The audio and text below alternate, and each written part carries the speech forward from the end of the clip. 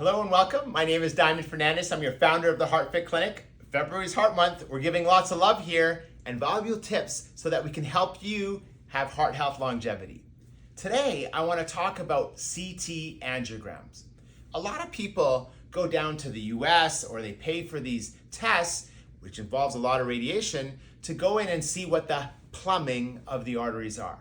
To me, this is not a great test to look at, and let me explain. CT angiograms, in my opinion, are valuable when you have failed a stress test, because then at least we can see what the anatomy of the artery looks like and what we're dealing with. However, if you've never had a heart attack or stroke, or you're trying to prevent a heart attack or stroke, looking at the arteries just to see where the plumbing is not valuable. Why? Because these arteries, they are a muscle. They are not a pipe.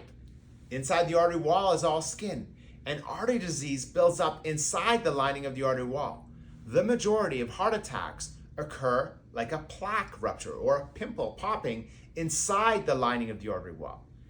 At the Heart Fit Clinic, we don't care what percent blockages your arteries are, because the majority of heart attacks occur with blockages well under 50%.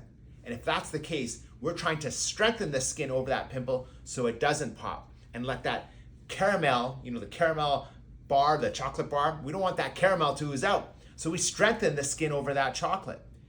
If you have blockages that are 70%, doesn't mean that we have to go in and intervene with a stent or bypass. That's not what we do anymore.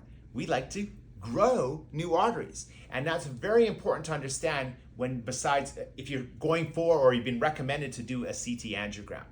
We look forward to providing you some valuable tips this month so that we can help you live happier, healthier, and longer.